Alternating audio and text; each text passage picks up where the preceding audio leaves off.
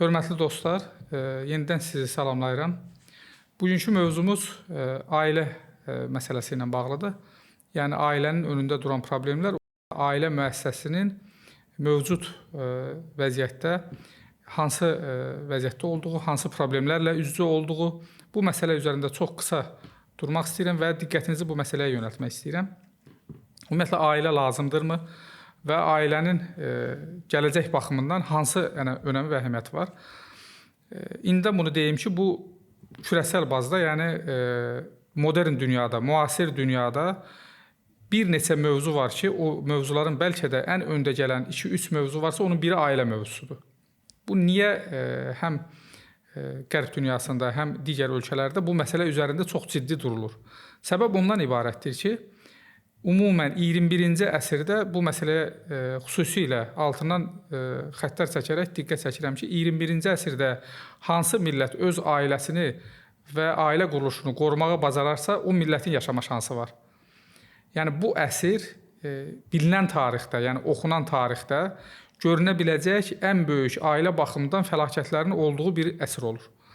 Və ailəsini itirən millətlər ümumiyyətlə yox olmağa məhkumdurlar. Yəni, bu birmənalı şəkildə bütün tədqiqatçılar və mütəxəssislər tərəfindən qəbul olunan bir gerçəklikdir. Ailəsini qoruyan millətini qorumuş olacaq və millətini qoruyan hansı qüvvələr və hansı xalqlar olsa, onlar da gələcəyin hakimi olacaqlar. Yəni, dünya üzərində ən güclü, bugün hər hansı bir müasir silahlar, hər hansı bir müasirləşmə adı altında irəliləmə, innovasiyalar və s. bunların heç biri deyil.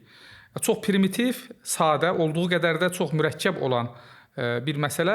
O da ondan ibarətdir ki, ailə mütləq qorunmalıdır və ailəni qorumaq üçün də xüsusi tədbirlər alınmalıdır. Bu qəbul olunmalıdır.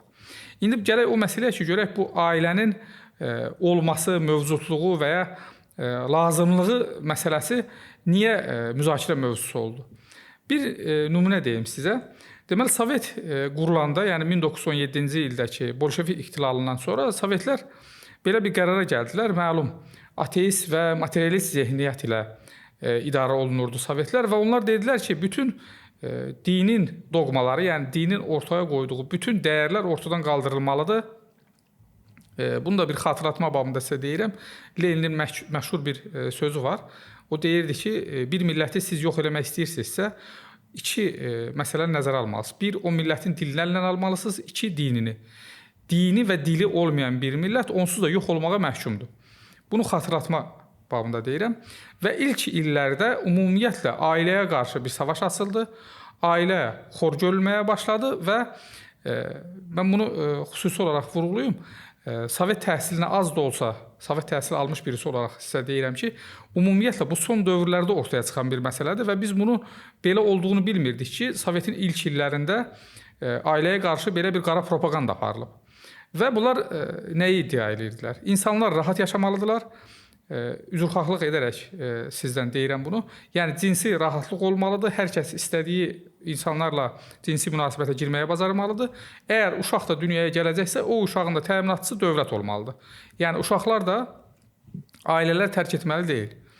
Əlbəttə ki, bu qısa müddət, yəni 3-5 il və ya 10 il içərisində bunun yanlış olduğu, bunun dövlət və millətin gələcəyi baxımından çox yanlış olduğu qəbul olundu və bundan vaz kesildi.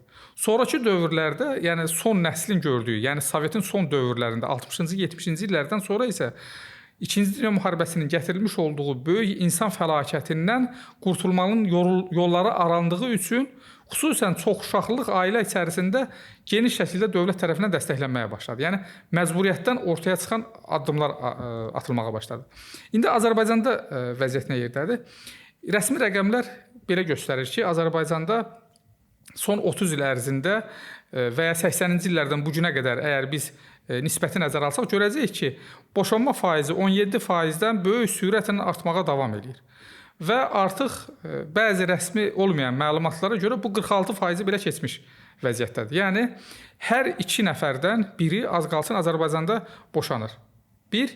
2. İlk dəfə son ildə artıq dünyaya gələn uşaqların da sayında azalma müşahidə olmağa başladı. İndi bu baxımdan hansı ölkələrin vəziyyəti nədir? Biz indi hansı vəziyyətdəyik? Biz 80-ci illərdə Avropa ölkələrinin, yəni qərb ölkələrinin yaşadığı vəziyyətlə eyni vəziyyətdə hal-hazırda. Yəni 80-ci illərdə onlarda da bu vəziyyət olub.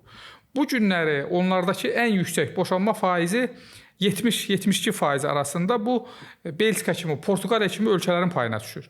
Ümumilikdə isə 2 nəfərdən birinin boşanması hadisəsi artıq normativ halını alıb. Yəni bu, yarıya yarı olmaq qərb ölkələrində artıq sıradan bir hal alıb.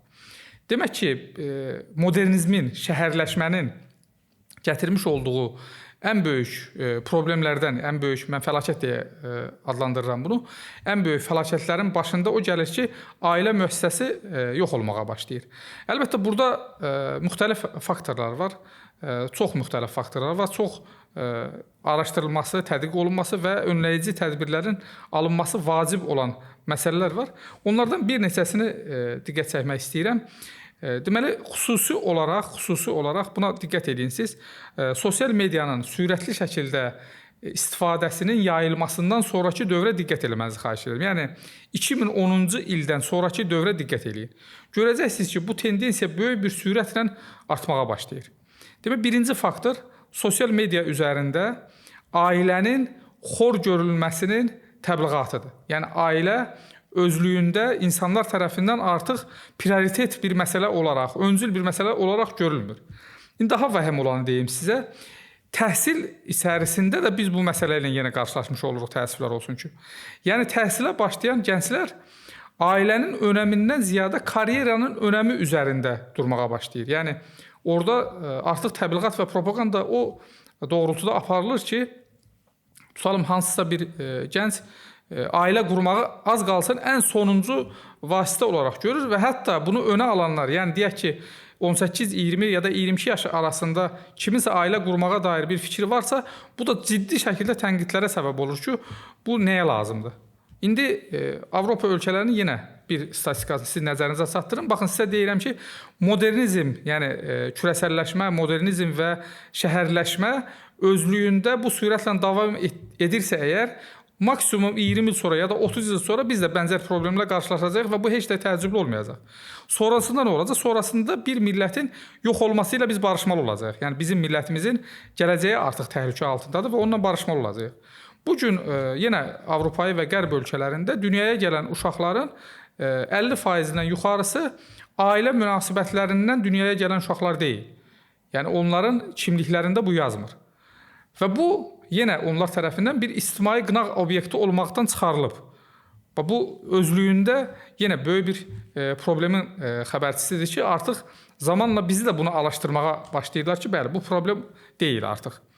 Xüsusi önəmə sahib olan və xüsusi mənfi mənada böyük rol oynayan Türkiyədə istehsal olunan serialların Azərbaycanda çox geniş şəkildə izlənməsidir. Yəni çox ciddi bir problemdir. Bəlkə diqqətinizi çəkib bir neçə gün əvvəl və ya bir neçə müddət, qısa bir müddət əvvəl Rusiya mənşəli bir sosioloqun ciddi bir xəbərdarlıq deməli çalışması vardı. O dedi ki, qətiyyətlə və birmənalı şəkildə türk serialları Rusiya ərazisində fəaliyyətini dayandırmalıdır. Yəni baxılmağa icazə verilməməlidir və onu əsaslandırdı. Dedi ki, bu gələcək ailələr üçün çox böyük bir təhlükə ərz edir. Bununla razılaşmamaq mümkün deyil. Yəni razılaşmaq mümkün deyil. Bununla birmənalı şəkildə razılaşmaq lazımdır ki, orada təbliğ olunan ailə formatı və insanlar arasındakı münasibət forması nə qədər həqiqətə əks olur? Birinci bunu soruşmaq lazımdır. Yəni mən ortalama 96-2009-cu ilə qədər, yəni 13 il aralıqla Türkiyədə yaşayan biri olaraq deyirəm ki, bu serialların türk ailə quruluşunun böyük əksəriyyətinə heç bir əlaqəsi yoxdur. Tam təminatına bunu sizə deyirəm ki, ən azından əhalinin %70-dən üzərisi bu cür bir həyat yaşamır. Yəni orada göstərilən bir həyatı yaşamır, birmənalı şəkildə. Bu eyni zamanda amma Türkiyənin özündə də ailələrin çox ciddi mənada yozlaşmasına səbəb olub. Yəni ailə müəssisələrinin yox olmasına səbəb olub. Daha bir məsələni də xüsusi olaraq vurğulayım. Xüsusi olaraq hazırlanmış və propaganda olunmuş məsələlərin başında da gəlir feminizmin çox ciddi şəkildə təbliği məsələsi. Hətta məsələ o həddə gəlib çatıb ki, yəni bu qadın haqqları ilə, dırnaqarası qadın haqqları ilə məşğul olduğunu iddia edən qurumlar qalıb bir tərəfə, təəssüflər olsun ki, dini mərkəzlər adı altında Bu sözü deməkdən də həya eləyirəm, amma İslami feminizm deyən bir axım da ortaya çıxıb. Və özlüyündə artıq yeni haqlar, yeni hüquqlar, bu yeni haqlar və hüquqlar əslində özlüyündə cinsiyyətçi ayrımcılığa səbəb olduğu da tamamilə unudularaq ailənin üzərində çox böyük bir təhdid ünsuru olaraq təəssüflər olsun ki, qarşımıza çıxmış olur.